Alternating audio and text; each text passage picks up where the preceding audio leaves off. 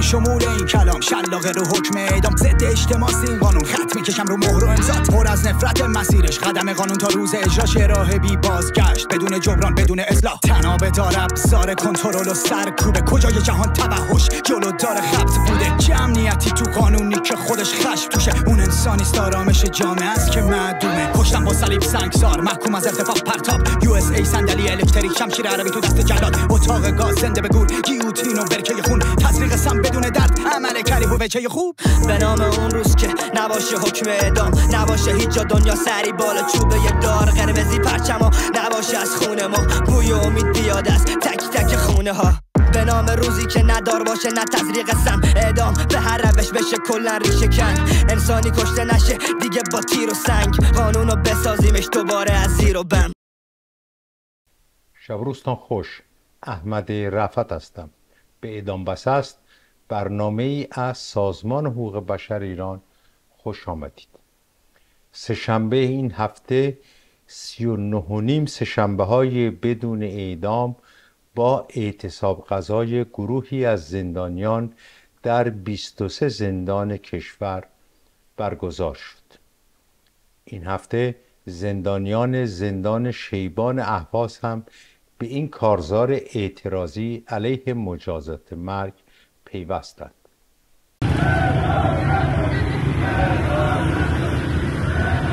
یکی 8403 جلوی مجلس همه اعتراض کردن که اعدام نکنید.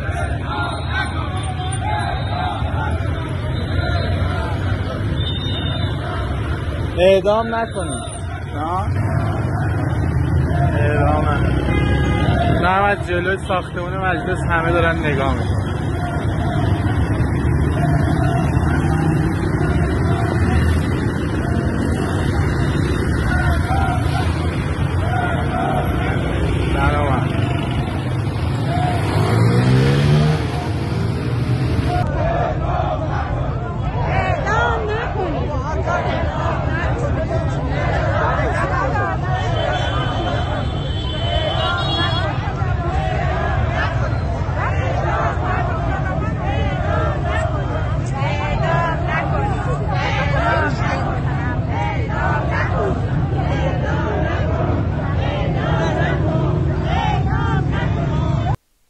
در همین روز در تهران گروهی از خانواده‌های زندانیان محکوم به اعدام در مقابل ساختمان مجلس شورای اسلامی تجمع کردند و فریاد اعدام نکنید را سر دادند.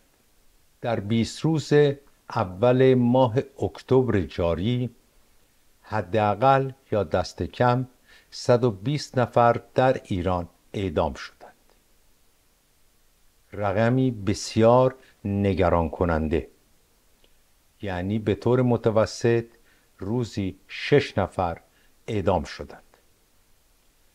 از ابتدای سال جاری میلادی تا روز 21 اکتبر 604 نفر در جمهوری اسلامی اعدام شده بودند.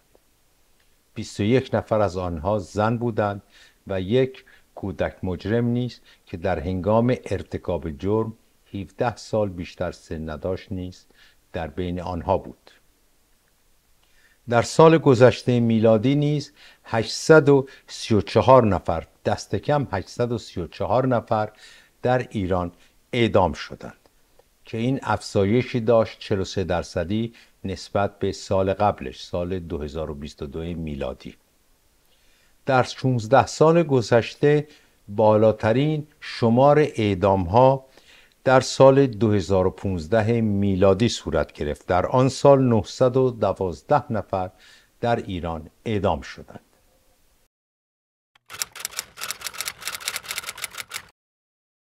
« 28 مهر دادگاهی در تهران 5 زن زندانی سیاسی، پخشان عزیزی، وریشه مرادی، محبوبه رضایی، پریوش مسلمی و نرگس محمدی را به اتهام درگیری با گارد زندان در جریان اعتراض به اعدام رضا رسایی، یکی از معترضین سال 1401 در مجموع به 27 ماه زندان، ممنوعیت تماس تلفنی و ملاقات حضوری با خانواده محکوم کرد. دادگاه انقلاب اصفهان نیز 10 زن پیرو دیانت بهایی را در مجموع به 90 سال زندان، ممنوع الخروجی، ممنوعیت فعالیت در فضای مجازی و جریمه‌های نقدی محکوم کرد. اتهام این 10 زن تشکیل کلاس‌های زبان انگلیسی، کلاس‌های نقاشی و موسیقی، تشکیل جلسات یوگا و گروه‌های طبیعتگردی برای کودکان و نوجوانان بود. روز 29 مهر آیدا شاکرمی، خواهر زنده یاد نیکا شاکرمی که در جریان اعتراضهای سال 1401 کشته شد، در شبکه ایکس یا توییتر سابق اطلاع داد که مادرش نسرین شاکرمی بازداشت شده است. نسرین شاکرمی که از زمان بازداشت ممنوع الملاقات است و حق تماس با خانواده را ندارد، مشخص نیست به چه دلیلی دستگیر و بازداشت شده است. البته ماه گذشته مامورین امنیتی از برگزاری مراسم سالگرد کشته شدن نیکا بر سر مزار او جلوگیری به عمل آوردند. در فروردین ماه آیدا خواهر بزرگتر نیکا نیز به علت عدم رعایت قانون حجاب اجباری دستگیر شده بود و در ماه اردیبهشت به قید ضمانت آزاد شد. به مناسبت 10 اکتبر ماه، روز جهانی علیه اعدام، به دعوت سازمان حقوق بشر ایران و کارزار جهانی نه به اعدام در ایران، سه‌شنبه‌های نه به اعدام در ایران را در سطح جهانی مطرح می‌کنیم. 24 ساعت برنامه زنده در 8 اکتبر در حمایت از سه‌شنبه‌های نه به اعدام در ایران. جمهوری اسلامی در سه‌شنبه هر هفته زندانیان را برای اعدام آماده می‌کند. یک روز چند زندانی تصمیم گرفتند به اعدام‌ها در این روز اعتراض کنند. آنها دست به اعتصاب غذا زدند. این حرکت به سرعت به سایر زندان‌ها سرایت کرد. اکنون در 36مین هفته‌های سه‌شنبه‌های نه به اعدام در 22 زندان ایران، سه‌شنبه‌های هر هفته صدای اعتراض علیه اعدام بلند است. بیایید این مسابقه بی سابقه و شورانگیز علیه اعدام را در آستانه روز جهانی علیه اعدام جهانی کنید. با برپایی برنامه‌های علیه اعدام در خیابان، در ملاقات با مقامات دولتی و به هر شکلی که مناسب می‌دانید از سه‌شنبه‌های نه به اعدام حمایت کنید. در سه‌شنبه 8 اکتبر برنامه زنده 24 ساعته. سازمان حقوق بشر ایران و کارزار جهانی نه به اعدام در ایران را با مشارکت وسیع بسیاری از فعالین و سازمان‌های ایرانی و غیر ایرانی به طور زنده از طریق یوتیوب دنبال کنید. سه‌شنبه جهانی علیه اعدام.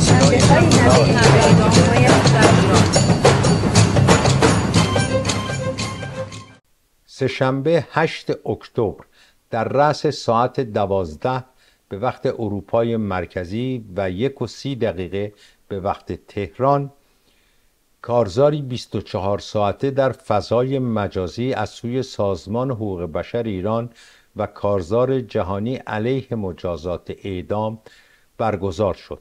در این کارزار که 24 ساعت به طول انجامید، چند صد نفر از کنشگران ایرانی و بین المللی و مخالفین مجازات مرگ رشته سخن را به دست گرفتند.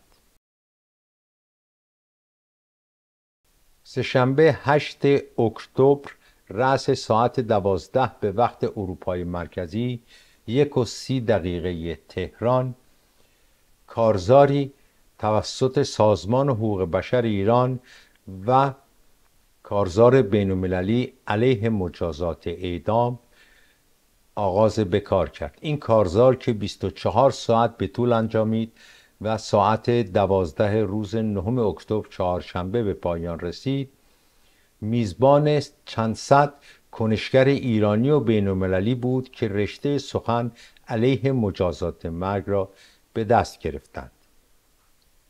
در این کارزار که هدفش حمایت از سه‌شنبه‌های بدون اعدام در ایران، سه‌شنبه‌هایی که زندانیان سیاسی در برخی از زندان‌های ایران دست به اعتصاب غذا می‌زنند و در آستانه روز جهانی علیه مجازات اعدام که 10 اکتبر است برگزار شد. ما در 2 برنامه قبلی اعدام بس است بخشایی از صحبت‌های برخی از شرکت کنندگان را پخش کردیم. این هفته به پخش صحبت‌های کنشگران خارجی برخی از اونها خواهیم پرداخت. با سخنان جاوید رحمان، گزارشگر سابق سازمان ملل متحد جهت بررسی وضعیت حقوق بشر در ایران آغاز می‌کنیم. Dear colleagues, I begin by thanking Iran Human Rights and Professor Mahmoud Amir Muqaddam for their important campaigns towards the abolition of the death penalty in Iran. This is a very significant day for this campaign, World Day Against the Death Penalty on 10th of October 2024. I speak to you as a professor of Islamic law, Muslim constitutionalism and human rights at Brunel University, London, as well as a human rights lawyer. Throughout my professional career, I have defended the rights of the victims who have faced arbitrary and unlawful imposition of the death penalty.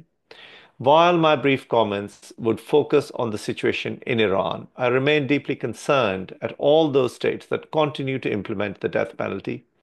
Capital punishment is used as a weapon to terrorize an entire population of a country by sending people to gallows. Death penalty is weaponized and instrumentalized against people who are vulnerable and weak, typically from marginalized communities, and whose executions result in very little political cost. I have also argued on numerous occasions that the imposition of the death penalty neither serves justice nor does it make societies safer. Furthermore, I have argued that the death penalty in modern states, and in particular the manner of its imposition in modern states, is contrary to the dictates of religious values and Islamic jurisprudence. My fundamental position is fully aligned to that of the Human Rights Committee in its general comment number 36, where the committee notes that, and I quote here, the death penalty cannot be reconciled with full respect for the right to life, and the abolition of the death penalty is both desirable and necessary for the enhancement of human dignity and progressive development of human rights. End of quotation. The Human Rights Committee monitors the International Covenant on Civil and Political Rights, an international treaty whose provisions are now legally binding for an overwhelming majority of states. There are currently 174 states parties to the Covenant. Article 6 of the Covenant restricts the use of the death penalty to the most serious offenses described by the Human Rights Committee as being restricted to intentional killing.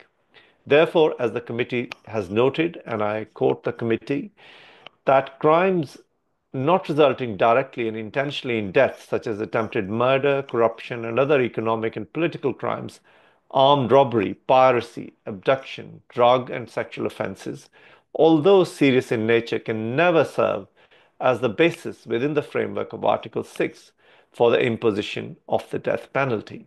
End of quotation. It is thus extremely shocking to note that there are currently over 80 offenses in Iranian law which allow the application of the death penalty, and several of these so-called offenses cannot be categorized as offenses, let alone the most serious offenses as stated in Article 6 of the International Covenant on Civil and Political Rights.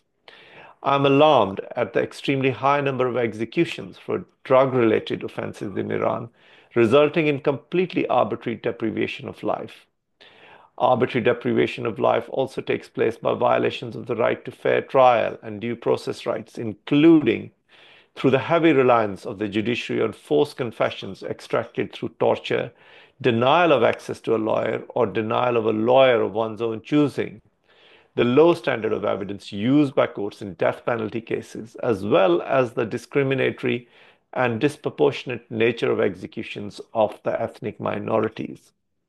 I end by applauding and appreciating the group of brave and courageous political prisoners in Ghazl-e-Hisar prison in Karaj, who in January 2024 staged a protest which transformed into a weekly hunger strike known as Black Tuesdays and No to Death Penalty Tuesdays. These mass hunger strikes have now spread to 21 prisons across Iran.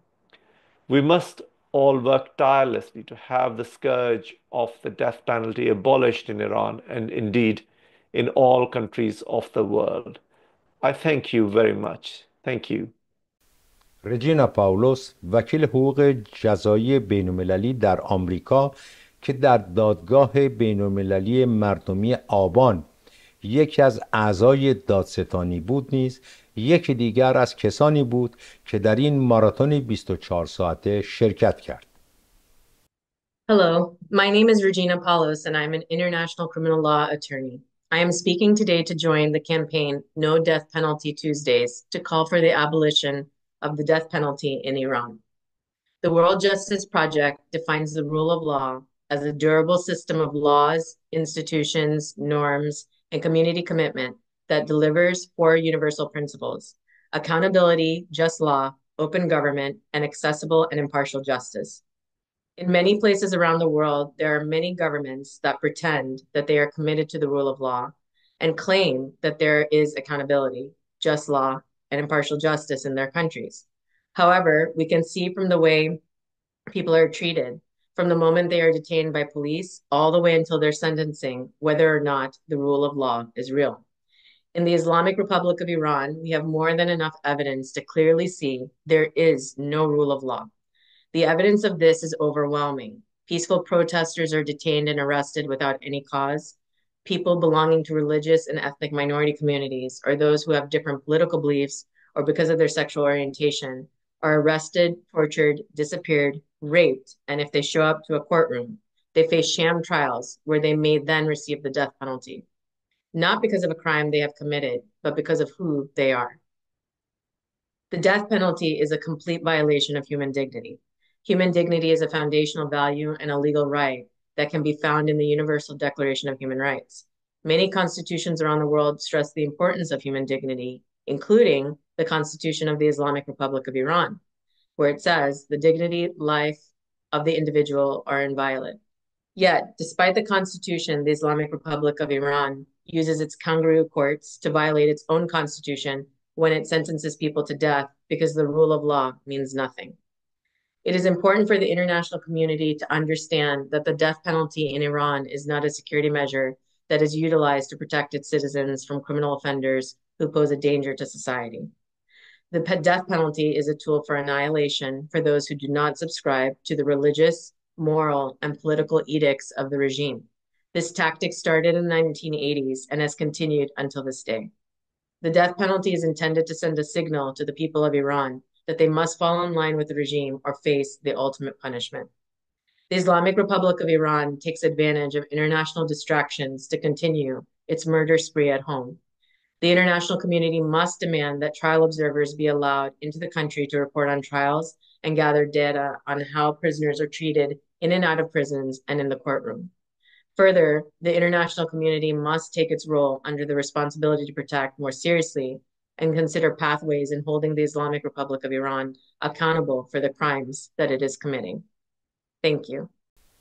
بهار میرحسینی از مرکز کرنل در آمریکا که در زمینه مجازات مرگ در جهان فعالیت دارد نیز یکی دیگر از سخنرانان این ماراتون 24 ساعته بود. سلام، اسم من بهار هست. Hello, my name is Bahar Mir Hosseini. I am a criminal defense and human rights lawyer. I work at the Cornell Center on the Death Penalty worldwide. و این ویدیو واسه شما هست. To the people, the women and the men inside the prisons in Iran, I want to say we are thinking about you.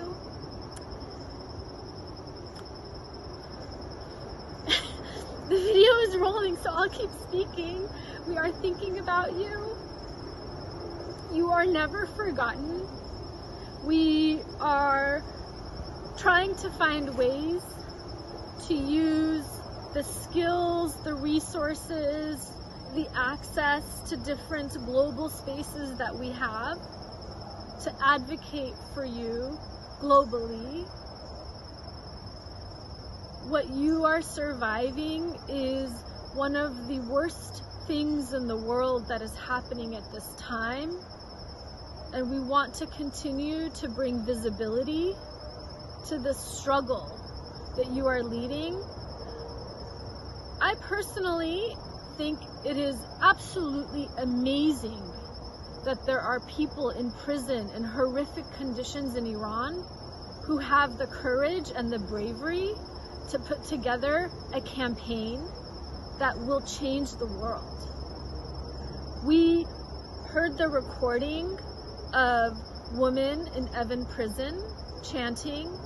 We've been reading about the No to Death Penalty Tuesdays campaign, and we are sending it out to our listservs. We are sharing it with lawyers and advocates we know, and it is inspiring people. It is moving people because you are showing such courage and determination under such difficult circumstances. So most of all, I want to say that you are not forgotten, and we are thinking about you, and your campaign is igniting a fire in this world to really push people to pay attention to what is happening in Iran and to end executions everywhere. یکی دیگر از سخنرانان هم ایموجین کاستیو از سازمان بریتانیایی رایت پرکتیس بود. Hi, my name's Imogen. I'm from the Rights Practice. We're based in the UK, and I just wanted to say that me and also my colleagues stand in solidarity with all the courageous hunger strikers campaigning and bravely standing up against the death penalty on No Death Penalty Tuesdays.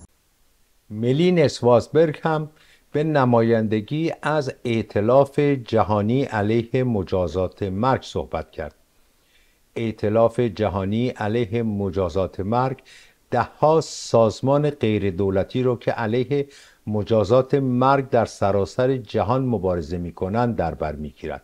سازمان حقوق بشر ایران که عضو ائتلاف بین‌المللی است، یکی از اعضای کمیته راهبردی اون نیز هست. My name is Méline Schwarzberg from the World Coalition Against the Death Penalty. I'm speaking today to give my support to the No Death Penalty Tuesday campaign.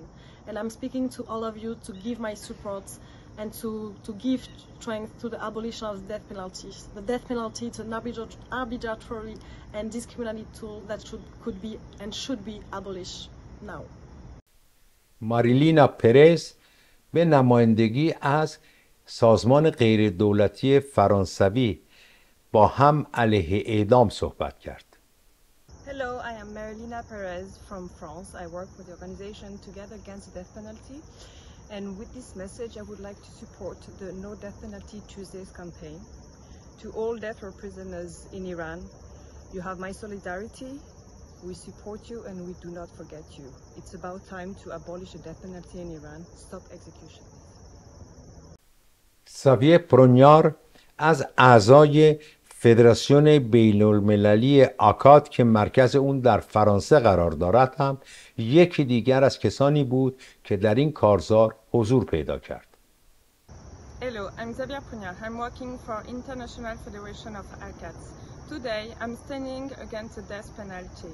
I fully support the No Death Penalty Tuesday campaign in Iran.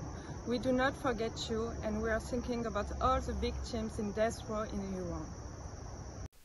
مارسلا جوفره هم به نمایندگی از سازمان غیردولتی بریتانیایی Harm Reduction International صحبت کرد. Hello, my name is Marcela Joffre. I'm a human rights analyst at Harm Reduction International. Harm Reduction International is a global NGO that uses data and advocacy to promote harm reduction and drug policy reform. For over 15 years, we have monitored the use of the death penalty for drug offenses and advocated for its abolition. Today, we join the Iran Human Rights Campaign No Death Penalty Tuesdays and call on Iranian authorities to implement an immediate moratorium and take all necessary measures to achieve the total abolition of the death penalty. Punitive drug policies are a major driver for the use of the death penalty, despite there being no evidence that it deters crime. Almost 1 out of 3 executions that took place in the last decade were for drug offenses. As of 2023, 34 countries still retain the death penalty for drug offenses, of which at least 11 countries retain it as a mandatory punishment for some drug offenses. Last year, drug offenses were responsible for roughly 42% of all executions confirmed globally, and 98% of no-drug-related executions took place in Iran.